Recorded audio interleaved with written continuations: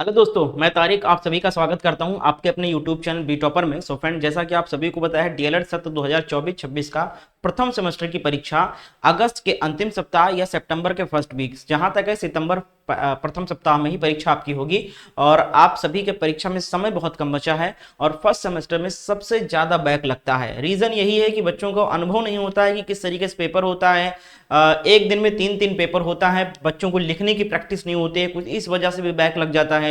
कुछ विषय की गंभीरता को नहीं समझते हैं, जैसे गणित हो गया, संस्कृत हो गया, विज्ञान हो गया, इन सभी में ज्यादा बैक लगता है। और आज दोस्तों संस्कृत ही सब्जेक्ट है जो आप सभी लोग वेट कर रहे थे कि सर संस्कृत का भी पेपर करवा दिए जो 2025 में आने वाला है। ठीक है, बिल्कुल।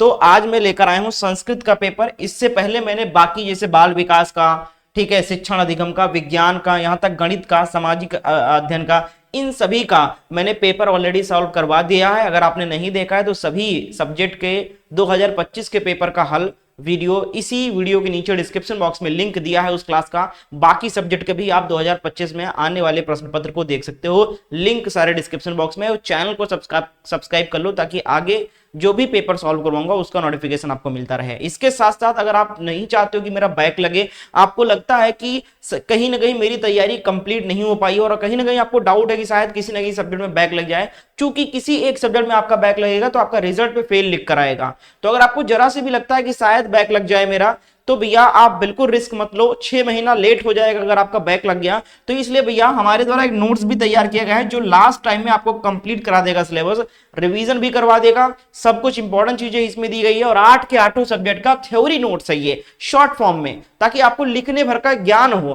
क्योंकि जब आप थ्योरी नहीं पढ़े रहोगे तो जो प्रश्न आएगा लघु उत्तरीय और अति लघु उत्तरीय में, उसमें आप क्या लिखोगे? कुछ भी तो लिख नहीं सकते हो, लिखना तो उसी से रिलेटेड है। तो इसलिए भैया शॉर्ट फॉर्म में सही थ्योरी आप जरूर पढ़ लो। इसमें 8 के 8 सब्जेक्ट का आपको संपूर्ण पाठ का नोट्स मिल जाएगा और इस नोट्स को पढ़कर 95% तक आ सकता है अंक। दोस्तों कीमत की बात करें तो सिर्फ 199 रुपए है। तो बिल्कुल रिस्क मत लेना, तैयारी कंप्लीट नहीं हुई है, 20-25 दिन जो भी बचे हुए हैं, इस नंबर पे व्हाट्सएप पर मैसेज करें कि सर मुझे डीएलएड फर्स्ट सेमेस्टर का नोट चाहिए, कैसे मुझे मिलेगा और कैसे मैं आपको पेमेंट करूं। तो सारी जानकारी आपको इस नंबर पे दिया जाएगा। इसके साथ साथ आप सभी के हेल्प के लिए मैं बिल्कुल 2025 हूबहू पेपर करवा रहा हूं। जो प्रश्न आपका फंसेगा सभी सब्जेक्ट का, ऐसे गणित वगैरह का आपको 2025 का हल पेपर चाहिए तो आप लोग हमारे इस व्हाट्सएप ग्रुप से जुड़ जाइए। लिंक इसका डिस्क्रिप्शन बॉक्स में मिल जाएगा हमारे व्हाट्सएप ग्रुप का। इसमें आपको बाकी क्लासेस के लिंक मिल जाएंगे और पेपर भी आपको मिल जाएगा जो हूबहू 2025 में आने वाला है। तो इस व्हाट्सएप ग्रुप को जरूर ज्वाइन करो, लिंक आपको डिस्क्रिप्शन बॉक्स में मिल जाएगा। और जितनी क्लासेस अब तक हो चुकी हैं, पेपर सॉल्व करवा चुका हूं मैं, वो सारे लिंक भी आपको डिस्क्रिप्शन बॉक्स में देखने को मिलेंगे। तो चलिए आज संस्कृत का पेपर हम लोग सॉल्व करते हैं। दोस्तों आप सभी को पता है कि जो संस्कृत का पेपर है वो 25 नंबर का होता है और 25 नंबर का पेपर सिर्फ 1 घंटे का होता है। 1 घंटे में आपको 18 प्रश्नों का उत्तर देना होता है, जिसमें से 5 प्रश्न बहुविकल्पीय आएंगे, उसके बाद में कुछ प्रश्न अति लघु उत्तरीय और कुछ प्रश्न लघु उत्तरीय आते हैं। ठीक है, तो सबसे पहले 2025 में आने वाले संस्कृत के पेपर में जो बहुविकल्पीय प्रश्न है वो कुछ इस प्रकार है। पहला प्रश्न इसे विसंज्ञा शब्द का अर्थ पूछा गया है। क्या पूछा गया है? विसंज्ञा शब्द का अर्थ आपसे पूछा गया है। 4 ऑप्शन आपके सामने हैं। सबसे पहले कौन आंसर करेगा इसका? क्वेश्चन नंबर 1 कमेंट सेक्शन में लिखो, क्वेश्चन नंबर 1 .abcd जो आपको सही लगे। वीडियो क्वालिटी बढ़ा लो क्योंकि पेपर ओरिजिनल है तो इसलिए थोड़ा सा डल है, तो आप लोग वीडियो क्वालिटी बढ़ाओगे तो बिल्कुल क्लियर दिखेगा आपको ऑप्शंस। ठीक है, तो 4 ऑप्शंस है। क्वेश्चन नंबर 1 का राइट आंसर सबसे पहले कौन सही बताएगा? जल्दी से आंसर करें क्वेश्चन नंबर 1। चलिए फटाफट आंसर करें। क्वेश्चन नंबर 1 का राइट आंसर क्या हो जाएगा? सबसे पहले कौन कमेंट करेगा? आप भी हल करो, आप क्यों रटो ना, आप अपने आप को भी आंको कि मान लो संस्कृत का पेपर मेरे सामने आएगा और ये प्रश्न आएगा तो मैं क्या उत्तर लगाऊं इसका, क्या मैं उत्तर सही जानता हूं इसका या नहीं जानता हूं। तो आप लोग कमेंट जरूर करें, पहले आंसर हल करते चले साथ साथ में। ठीक है, चलिए 1 सेकंड रुकिएगा, सब लोग आंसर करिए।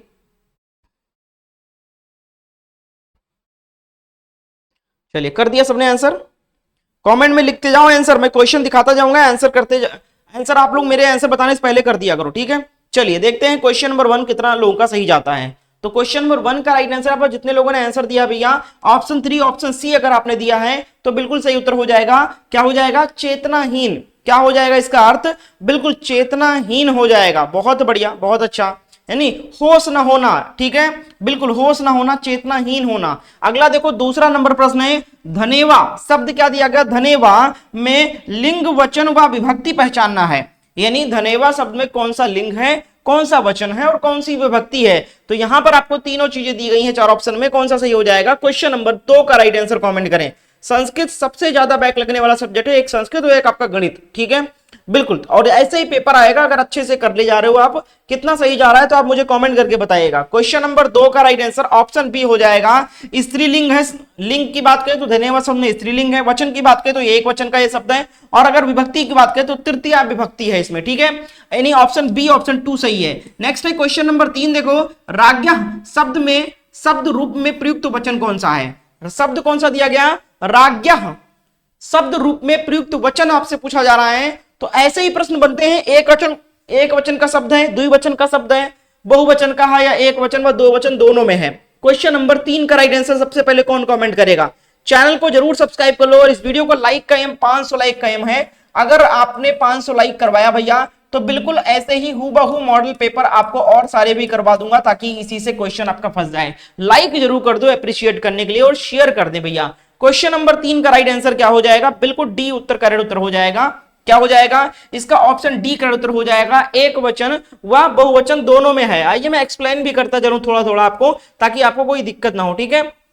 देखो चौथा नहीं तीसरा था, ठीक है। तीसरा देखो, राज्ञ शब्द रूप में प्रयुक्त वचन कौन सा है। तो मैंने टाइप भी करवा दिया क्योंकि पेपर में क्लियर नहीं दिख रहा है, तो मैं सोच रहा हूं यहां से दिखा दिया करूं आपको, ठीक है। तो कौन सा है ये आपका राज्ञ जो है, ये आपका एक वचन व बहुवचन दोनों में है। राज्ञ का मतलब होता है राजन, राजन का मतलब होता है राजा, नकारांत पुल्लिंग है, शब्द रूप में एक वचन और बहुवचन दोनों में प्रयुक्त होता है, ठीक है। द्वितीय पंचमी और षष्टमी सभी के विभक्ति सभी के वचन दिए गए हैं यहाँ पर, ठीक है। अगला देखो क्वेश्चन नंबर 4 क्या है। क्वेश्चन नंबर 4 है, देखो शब्द में धातु पुरुष व वचन बताना है।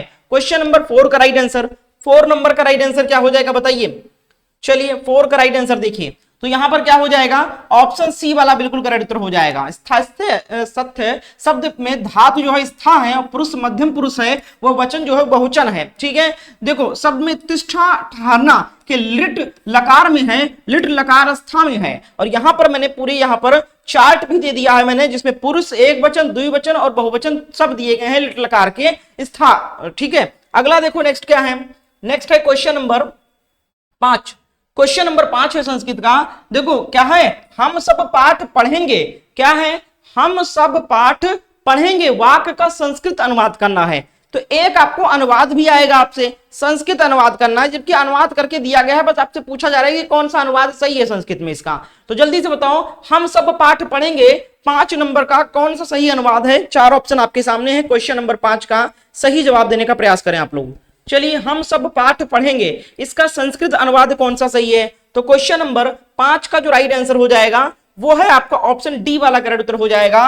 वह पाठ पठश्यामा, क्या हो जाएगा, वह पाठ पठश्यामा, ऑप्शन डी यहां पर बिल्कुल करेक्ट आपका अनुवाद हो जाएगा। अगला देखो, अब 5 प्रश्न आपके संस्कृत के बहुविकल्पीय प्रश्न हो गए। 5 में कितना आपने सही किया कमेंट करके बताना। अब देखो अत लघु उत्तरीय प्रश्न यहां से शुरू होगा, जो कि 1 नंबर आपको मिलेगा। बस आपको 1 से 2 लाइन में इसका उत्तर देना है और 1 नंबर प्राप्त करना है। क्वेश्चन नंबर 6 है अत लघु उत्तरीय का। देखो प्रश्न क्या है, चिक्रोडा, मकरा, सारिका, मराला, शचका शब्दों में से किन्हीं 2 शब्दों का हिंदी अर्थ लिखना है। शब्द कितने दिए गए, 1 2 3 4 5, 5 शब्द दिए गए। इन पांचों में से किसी 2 शब्द का हिंदी अर्थ बता देना है आपको, ठीक है। आइए देखते हैं ये किसके नाम है। तो क्वेश्चन नंबर 6 जो है आप लोग देख सकते हो, मैं सबके आंसर सबका हिंदी अर्थ ले रहा हूं, ताकि आपको कोई भी आ जाए 2 तो ये लिख देना आप लोग, ठीक है। तो देखो चिक्रोडा जो है ये गिलहरी का संस्कृत नाम है। किसका है ये नाम, संस्कृत नाम ये गिलहरी का है। मकरा जो है घड़ियाल का ही संस्कृत नाम है, ठीक है। मरला, अब यहाँ पर मकरा जो है यहाँ पर सोचेंगे मकड़ी का है, नहीं मकड़ी का नहीं है, चिक्रोडा गिलहरी का है, मकरा जो है आपका ये घड़ियाल का है, और मराल जो है ये हंस या बतख का है, और शशका जो है ये खरगोश का है, और सारिका जो है मैना का है, ठीक है। तो मैंने यहाँ पर आपके सभी 5 के अर्थ हिंदी में बता दिया, इनमें से 2 ही आपको लिखना था मैंने, लेकिन सबको एक्सप्लेन कर दिया है। अब देखो अगला अत लघु उत्तरीय प्रश्न क्या है, क्वेश्चन नंबर 7 है, चाहिए के योग में किस लकार का प्रयोग किया जाता है। यहां पर दिया गया चाहिए, चाहिए के योग में किस लकार का प्रयोग किया जाता है, ये आपको लिखकर बताना है। आइए देखते हैं क्वेश्चन नंबर 7 अत लघु उत्तरीय प्रश्न का उत्तर। तो देखो चाहिए के योग में विधिलिंग, लकार का प्रयोग किया जाता है चाहिए पठ धातु रूप में प्रयुक्त होता है। जहां बात की संभावना की जाए वहां विधि लकार का प्रयोग होता है। ठीक है, इस तरीके से आप उत्तर करेंगे। अगला देखो नेक्स्ट क्या है, क्वेश्चन नंबर 8 है। क्वेश्चन नंबर 8 है अतः लघु उत्तरीय प्रश्न का। प्रश्न है देखो, पितारी शब्द में किस विभक्ति का प्रयोग हुआ है? पितारी शब्द में किस विभक्ति का प्रयोग हुआ है? तो क्वेश्चन नंबर 8 पे आ जाते हैं, फटाफट पूरा एक्सप्लेनेशन के साथ लेकर आए ताकि समझ में आए। देखो क्या है, पितारी शब्द में किस विभक्ति का प्रयोग हुआ है? तो उत्तर लिखेंगे पितरी शब्द पिता शब्द के रूप में सप्तमी विभक्ति एक वचन में आता है। पिता शब्द संस्कृत में पितृ यानी ऋकारांत पुल्लिंग होता है। विभक्ति जो है वो सप्तमी है। एक वचन, द्विवचन, बहुवचन। एक वचन में पितरी, द्विवचन में पितृ यह शब्द हो जाएगा। और बहुवचन में कैसे लिखेंगे? पितृषु। ठीक है, अगला देखो नेक्स्ट क्या है, क्वेश्चन नंबर 9 है अतः लघु उत्तरीय का। देखो, भविष्य काल को दर्शाने के लिए किस लकार का प्रयोग किया जाता है? भविष्य काल को दर्शाने के लिए किस काल का संस्कृत में प्रयोग किया जाता है? क्वेश्चन नंबर 9 का उत्तर देना है। अगर आप याद कर लोगे तो सेम क्वेश्चन फंसेंगे। ठीक है, देखो, भविष्य काल को दर्शाने के लिए लिट लकार का प्रयोग करते हैं। क्रिया के जिस रूप में आने वाले समय के बोध हो, क्रिया के जिस रूप में आने वाले समय के बोध हो उसे भविष्य काल यानी भविष्य काल कहते हैं। काल के जिस रूप में ज्ञात हो कि कार्य होने वाला है उसे भविष्य काल कहते हैं। भविष्य काल के वाक्यों के अंत में ग, गे, गी इत्यादि आते हैं। तो अगर आप किसी शब्द या के अंत में लास्ट में अगर गा, गे, गी आती है तो यहां पर समझ लो ये भविष्य काल में प्रश्न है या निवाक्य है। उदाहरण के तौर पर राम प्रतिदिन पढ़ता रहेगा, लास्ट में क्या आएगा? गा आ गया। ठीक है, पढ़ता रहेगा भविष्य काल में है। ठीक है, शायद वह खाना खा ले भी आ गए यहां पर, तो यहां पर ले भी जो है भविष्य काल में आ जाएगा। ठीक है, चलिए अगला देखिए नेक्स्ट क्या है, क्वेश्चन नंबर 10 पे आ जाते हैं जो कि अतः लघु उत्तरीय का सीरीज चल रहा है। क्वेश्चन नंबर 10 पूछा जाएगा 19 संख्या को संस्कृत में किस प्रकार लिखा जाता है? तो भैया कम से कम 1 से लेकर 50 तक, संख्या 1 से लेकर संख्या 50 तक आप अंकों को संस्कृत में याद कर लो। ठीक है, कैसे लिखा जाता है या क्या बोलते हैं उसको पूछा जाएगा। जैसे यहां पर 19 पूछ दिया गया कि संस्कृत में कैसे लिखेंगे, तो आइए देखते हैं।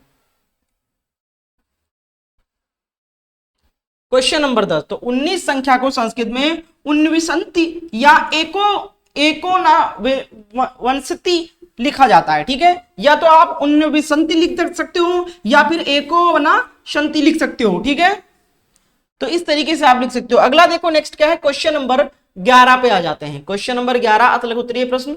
11 नंबर देखो क्या है, संप्रदान कारक। क्या आ गया? हिंदी की तरीके से सब कुछ, बस आपको संस्कृत में सब लिखना है।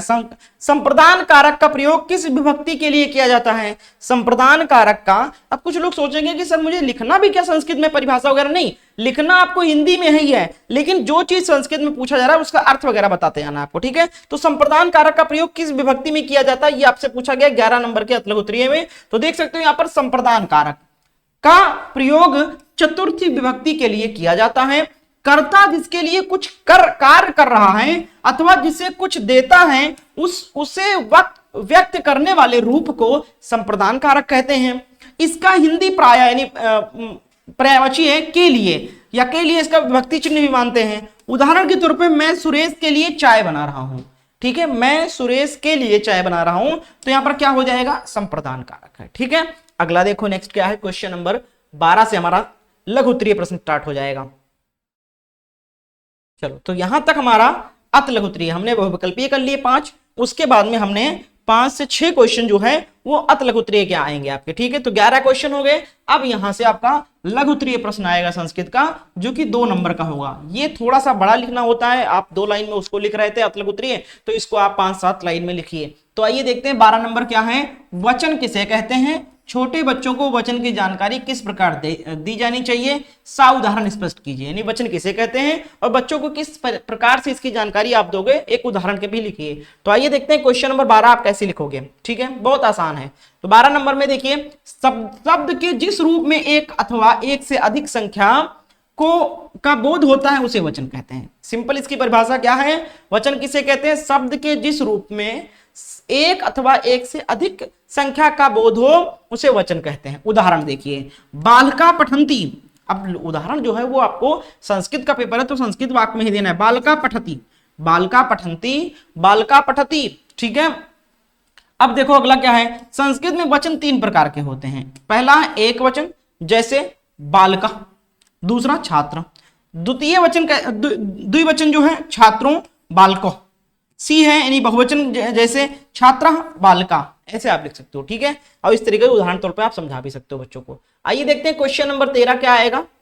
13 नंबर देखो, आदर्श वाचन से आप क्या समझते हैं, इसकी विशेषता बताइए। हिंदी में ही लिखकर उत्तर देना है, कोई संस्कृत वगैरह नहीं करना है। यहाँ पर साफ साफ पूछा गया है, यानी कि आपका ये पेडागोजी है, संस्कृत शिक्षण है ये। आदर्श वाचन से आप क्या समझते हैं, इसकी विशेषता बताइए। तो आइए देखते हैं क्वेश्चन नंबर कौन सा है, क्वेश्चन नंबर 13 है। तो देखो भैया, शिक्षक द्वारा किया जाने वाला वाचन आदर्श वाचन कहलाता है। आदर्श वाचन किसे कहते हैं, जिसमें गलती की गुंजाइश ना हो। क्योंकि अब शिक्षक पढ़ा रहा है तो उसमें गलती की गुंजाइश कैसे हो सकती है, अगर हो रही है इसका मतलब वो सही शिक्षक नहीं है, सही शिक्षण नहीं कर रहा है।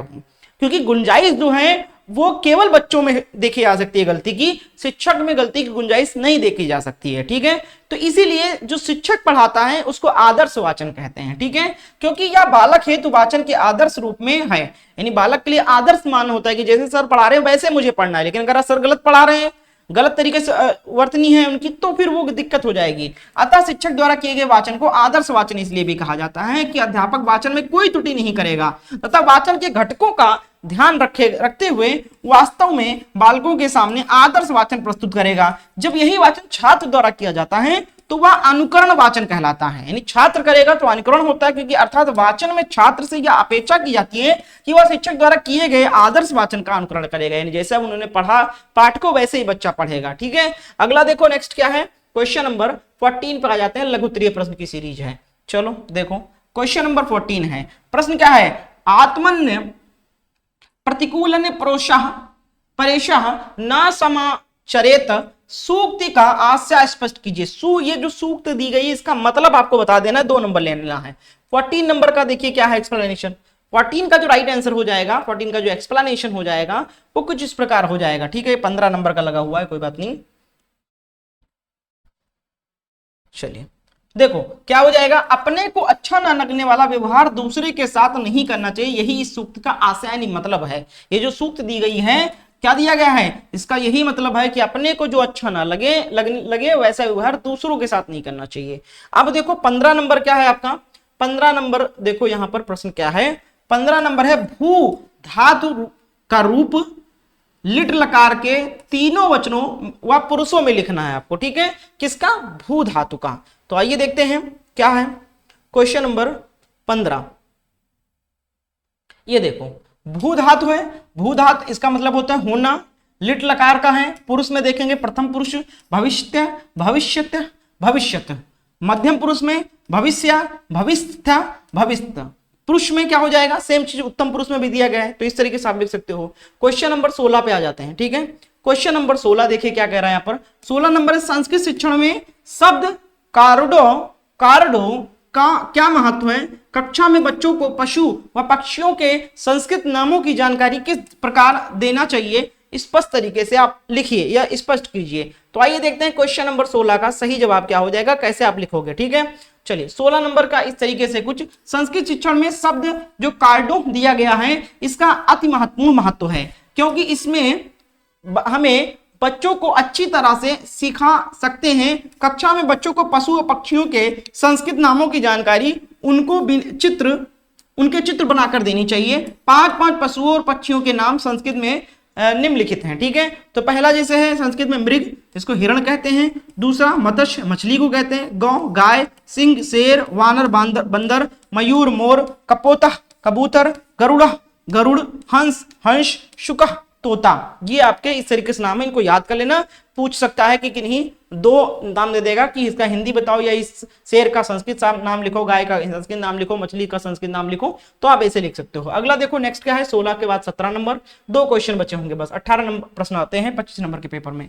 17 नंबर प्रश्न, निम्नलिखित वाक्यों को संस्कृत में हिंदी अनुवाद को। तो हिंदी अनुवाद बहुत जरूरी है, और संस्कृत अनुवाद, हिंदी का संस्कृत, संस्कृत का हिंदी, इस तरीके से पूछता है। तो पहले ऊपर आया था 5वां नंबर प्रश्न, इसमें आपको हिंदी शब्द दिया गया था, वाक्य दिया गया था, उसको संस्कृत में बताना था। अब यहाँ पर संस्कृत में दिया गया, हिंदी में अनुवाद करना है, ठीक है, इन सभी को करना है, ठीक है। तो अहा पुस्तक पठिम ता प्रति दया करू शिशु प्रकृत्या सरला भवती और गुरुवे नमा, ठीक है। तो इन सभी का हिंदी अनुवाद आइए देख लेते हैं। क्वेश्चन नंबर 17 देखिए, तो क्या हो जाएगा, पहला का हो जाएगा मैं पुस्तक पढ़ता हूं, दूसरा का हो जाएगा उनके प्रति दया करो, तीसरा का हिंदी अनुवाद है शिशु प्रकृति से सरल होता है, और चौथा है गुरु को नमस्कार, ठीक है। आइए अंतिम प्रश्न देखते हैं। क्वेश्चन नंबर 18 क्या है यहाँ पर, तो क्वेश्चन नंबर 18 जो पूछा गया है संस्कृत में और पूछा जाएगा आपसे, देखो क्वेश्चन नंबर 18 है, निम्नलिखित शब्दों में से किन्हीं 6 शब्दों के संस्कृत नाम लिखिए। अब यहाँ पर दिया गया घोड़ा, कुत्ता, हिरण, बकरी, कोयल, चिड़िया, पेड़, तरबूज, लड्डू, अनार, मिठाई, खाना, खाद्य पदार्थ, जानवर, फल, सब के नाम दिए गए, मिक्स दिए गए। इनके आपके किन्हीं 5 के आपको किन्हीं 6 शब्दों के संस्कृत नाम लिखने हैं। तो आइए मैं सब का बता देता हूं, कोई आ जाएगा फंस जाएगा आपका। तो घोड़ा को संस्कृत में अश्वः कहते हैं, याद कर लो। कुत्ता को संस्कृत में कुक्रः कहते हैं, हिरण को संस्कृत में मृगः कहते हैं, बकरी को संस्कृत में अजः कहते हैं, कोयल को संस्कृत में कोकिला कहते हैं, अनार को संस्कृत में दाणिम कहते हैं, लड्डू को संस्कृत में मोदकः कहते हैं, तरबूज को संस्कृत में कालिंदम कहते हैं, पेड़ को संस्कृत में वृक्षा कहते हैं, चिड़िया को संस्कृत में चटकः कहते हैं, ठीक है, याद कर लो, ठीक है, इसका स्क्रीनशॉट ले लीजिएगा। तो ये हमारे संस्कृत का पूरा हल हो गया भैया। ऐसे ही प्रश्न आपको देखने को मिलेंगे परीक्षा में। और क्या आप 12 नंबर नहीं ला सकते हो 25 नंबर में? 25 में 12 ही तो लाना है आपको और पास हो जाओगे आप। तो इसी तरीके से पेपर आएगा। इन प्रश्नों को एक बार फिर से प्रैक्टिस कर लेना, और बाकी सब्जेक्ट अगर आपने नहीं किए तो उनको देख लेना। हमारे व्हाट्सएप ग्रुप पे सारे लिंक मिल जाएंगे, लिंक आपको डिस्क्रिप्शन बॉक्स में मिल जाएगा। इस नंबर पे व्हाट्सएप पर मैसेज करके कंप्लीट सिलेबस का नोट ले लो, सिर्फ 199 रुपए, जो काफी हेल्प करेगा आपको तैयारी करने में, रिवीजन करने में, सेल्फ कॉन्फिडेंस बिल्ड करने में, ठीक है। तो इस नोट्स को जो ले लो, इस नंबर पे व्हाट्सएप पर मैसेज करेंगे सर मुझे डीएलएड फर्स्ट सेमेस्टर का नोट चाहिए, कैसे मुझे मिलेगा और कैसे मैं आपको पेमेंट करूं, तो सारी जानकारी दी जाएगी। तो जरूर मैसेज करें। धन्यवाद।